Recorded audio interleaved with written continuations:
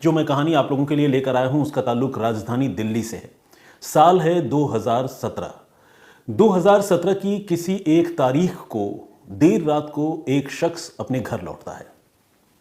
उसका भरा पूरा परिवार है।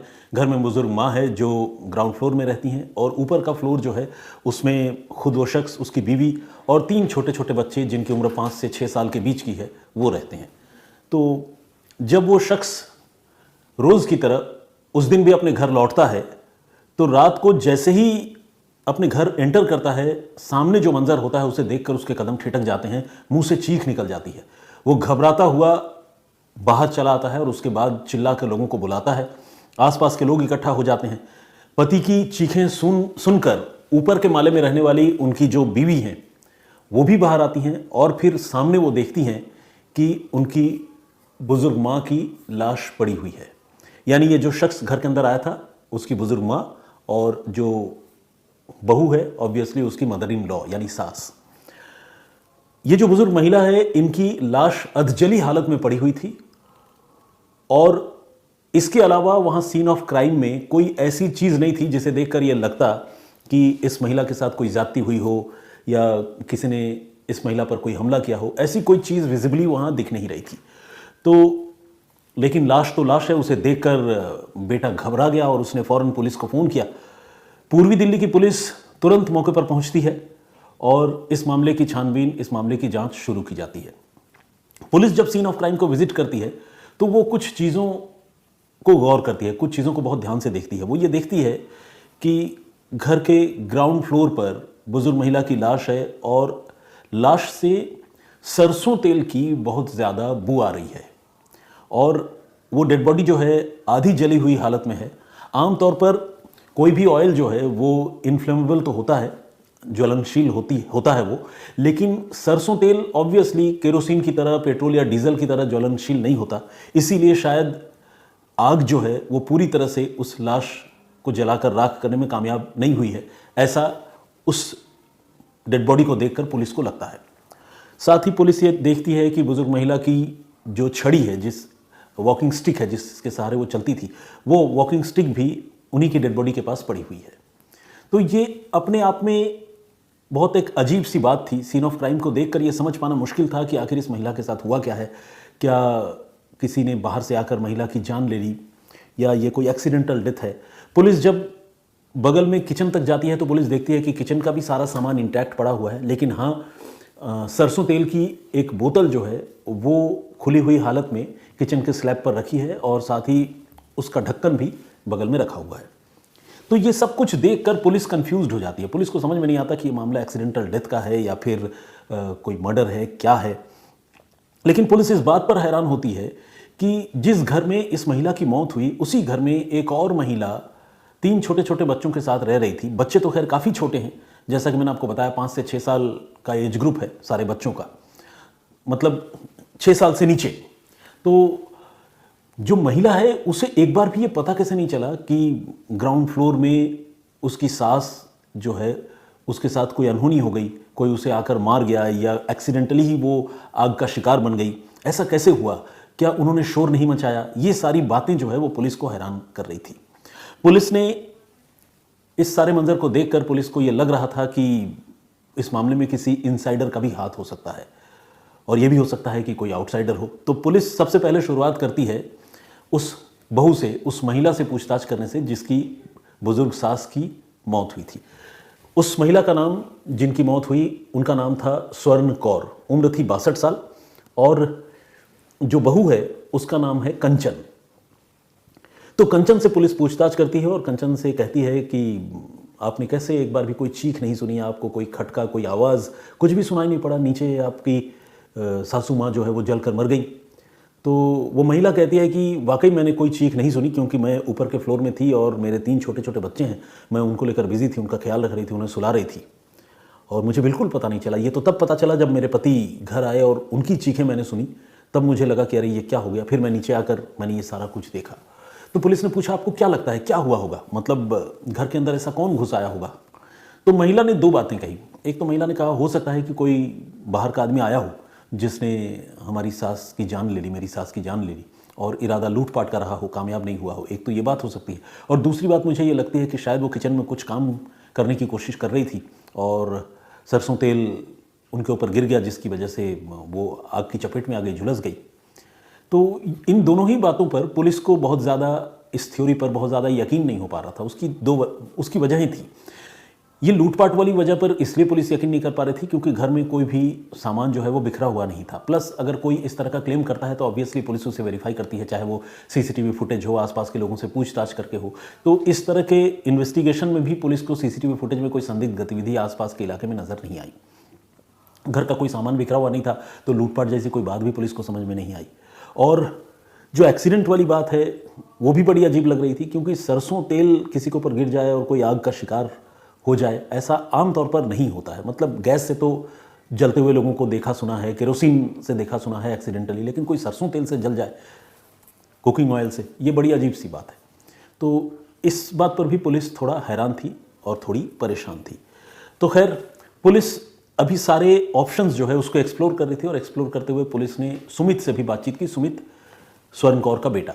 सुमित के बारे में पुलिस को ये पता चला कि वो एक फास्ट फूड जॉइंट पे काम करता है और छोटी मोटी नौकरी है, और वो अकेला घर का कमाऊ मेंबर है, और उसके ऊपर पूरे परिवार की जिम्मेदारी है। अपनी बीवी, 3 छोटे छोटे बच्चे, बुजुर्ग माता जी, और सुमित जो है वो काफ़ी बिजी रहता है और रात को रोज़ देर से ही लौटता है जब फास्ट फूड जॉइंट बंद हो जाता है।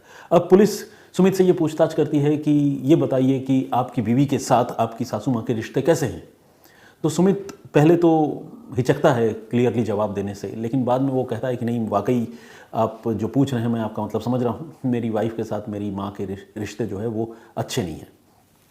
तो लड़ाइयाँ भी होती हैं, और लड़ाई की वजह जो है हमारे छोटे छोटे बच्चे हैं, क्योंकि बच्चे अक्सर रोते हैं, और मेरी जो माँ है वो इस बात से नाराज़ होती है कि मेरी वाइफ बच्चों को ठीक से संभाल नहीं पा रही है। तो इस तरह की छोटी मोटी बातों पर सास बहू के बीच में झगड़े भी होते हैं। ये बात जब पुलिस को पता चली तो पुलिस को यह भी पता चल गया कि उस फैमिली में कड़वाहट है, बिटरनेस है। अब पुलिस तय करती है कि वो बहू कंचन से एक बार और पूछताछ करेगी, और इस बार जब कंचन से पुलिस पूछताछ करती है तो कंचन जो लॉजिक्स, जो थ्योरी पुलिस के सामने रखती है, वो सारी थ्योरी को जो है पुलिस आउटराइटली रिजेक्ट करती है, और लॉजिकल तरीके से रिजेक्ट करती है। बताती है कि क्यों तुम्हारी कहानी में हमें सच्चाई नज़र नहीं आती। फिर जब कंचन से थोड़ी सख्ती से, या आप ये कहें कि मनोवैज्ञानिक तरीके से पूछताछ होती है, तो वो ये कबूल कर लेती है कि उसकी सासू माँ जो है न तो किसी गैर या बाहर के आदमी की वजह से मारी गई, उस हत्या का शिकार हुई, और न ही कोई एक्सीडेंट हुआ, बल्कि उसने खुद अपनी सासू माँ की जान ले ली थी और गुस्से में उसने उनकी हत्या कर दी।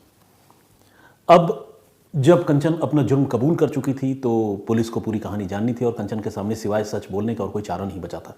तो पुलिस ने कंचन से पूछा कि आप हम बताइए कि कैसे ये घटना हुई, कैसे तुमने अपनी बुजुर्ग माँ की, सासू माँ की हत्या की। तो कंचन ने ये बताया कि मेरी सासू माँ से बहुत अच्छी बातचीत नहीं है, अक्सर हम दोनों के बीच में अनबन होती है, लड़ाइयाँ होती हैं। जिस रोज़ की ये बात है, उस रोज़ यानी आज ही के दिन मेरा बेटा जो है वो काफ़ी ज़ोर से रो रहा था, ज़िद कर रहा था, वो मान नहीं रहा था। तो उसे कंट्रोल करने के लिए मैंने उसे एक थप्पड़ मार दिया, और जब मैंने थप्पड़ मार दिया तो मेरी सासू माँ ने इसका बहुत ज़ोर से विरोध किया। उन्होंने मुझे डांटा, और ये बात मुझे नागवार गुजरी, मुझे गुस्सा आ गया, और उस गुस्से में मैंने उन्हीं के वॉकिंग स्टिक से उनको छीनकर, उस स्टिक को छीनकर उनके सिर पर वार कर दिया। और जैसे ही मैंने उनके सिर पर वॉकिंग स्टिक से हमला किया, वो नीचे गिर गई और बेहोश हो गई।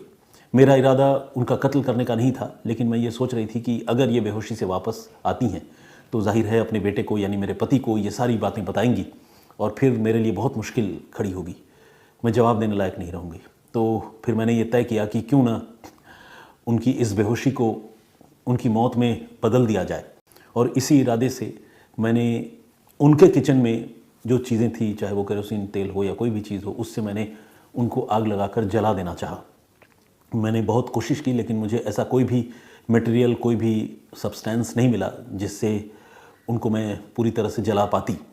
तो फाइनली जो सरसों तेल की शीशी मुझे मिली, उसी शीशी से जितना तेल मैं इन पर उड़ेल सकती थी, मैंने उड़ेल कर माचिस से आग लगा दी, और मैं ऊपर चली गई।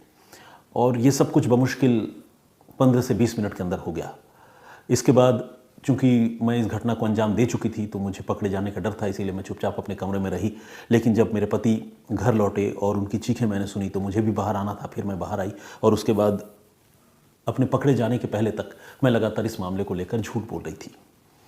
तो पुलिस ने ये सारी बातें सुनी, और पुलिस ने इस चीज़ को वेरीफाई करने के लिए जो उसने बातें कही थी, पुलिस ने सीन ऑफ क्राइम को रिविज़िट किया।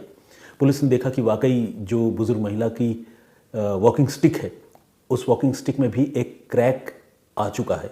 और वो क्रैक इसलिए आ चुका है क्योंकि वॉकिंग स्टिक से बहुत ज़ोर से बहू कंचन ने स्वर्ण कौर के सिर पर वार किया था। तो उस वार की वजह से वॉकिंग स्टिक जो है वो क्रैक हो चुकी थी।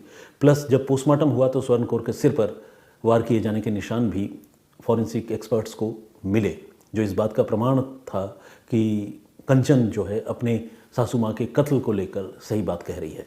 तो ये एक मुलजिम का कबूलनामा था जिसके आधार पर पुलिस ने उस महिला को गिरफ्तार कर लिया। और एक हंसता खेलता परिवार जिसमें हाँ कुछ मिसअंडरस्टैंडिंग, कुछ लड़ाई झगड़े ज़रूर थे, लेकिन ये परिवार जो है ऐसे देखा जाए तो कोई बहुत ज़्यादा लड़ने झगड़ने की वजह नहीं थी। लेकिन छोटी छोटी लड़ाइयाँ कई बार कितनी बड़ी हो जाती हैं और नफ़रत के घाव कितने गहरे हो जाते हैं कि इंसान किसी की गुस्से में आकर जान ले लेता है। तो ये परिवार भी एक तरह से देखा जाए तो उसी तरह ख़त्म हो गया। मुझे नहीं पता, पुलिस ने तो खैर कंचन को गिरफ्तार कर लिया और जैसा कि मैंने आपको बताया ये घटना 2017 की है। मुझे नहीं पता कि उसका जो पति है सुमित, अब वो अपनी बीवी से किस तरह से पेश आएगा। मतलब क्या वो कभी कंचन को पहले की तरह स्वीकार कर पाएगा, क्योंकि कंचन कोई और नहीं बल्कि खुद उसके पति के माँ की कातिल है। तो एक बेटा अपने माँ की कातिल के साथ आगे की ज़िंदगी कैसे गुजारेगा, उसके सामने ये किस तरह का धर्म संकट और किस तरह की मानसिक स्थिति होगी, मैं ये भी सोचता हूँ। साथ ही कंचन उन छोटे छोटे बच्चों की माँ, जाहिर है अब उसे अपनी बाकी की ज़िंदगी जेल में गुजारनी होगी, बशर्ते कि अदालत उस पर कोई रहम दिखाए और उसे छोड़ दे, या मतलब कुछ बेनिफिट ऑफ डाउट उसे मिले। तो गुस्से में किया गया एक फैसला या गुस्से में उठाया गया एक कदम कितना घातक और कितना खतरनाक साबित हो सकता है, इस घटना को सुनकर वो बात आसानी से समझी जा सकती है। इस मामले में शायद कंचन पकड़ी नहीं जाती अगर सीन ऑफ क्राइम से सरसों तेल की बू नहीं आ रही होती, लाश के ऊपर उसके छींटे नहीं मिले होते और किचन में वो आधी खुली हुई सरसों तेल की बोतल नहीं मिली होती, क्योंकि यही वो सारी चीज़ें हैं जिसे देखकर पुलिस को ये शक हो गया था कि इस घटना के पीछे जो है कोई बाहरी आदमी नहीं बल्कि किसी इनसाइडर का, यानी घर के ही किसी मेंबर का हाथ हो सकता है। और पुलिस ने फाइनली उस एंगल को एक्सप्लोर किया, उस एंगल पर इन्वेस्टिगेट किया मामले को और इस केस का खुलासा कर दिया। तो ये थी कहानी जो अपने आप में बहुत दुखद है। आज की कहानी यहीं तक।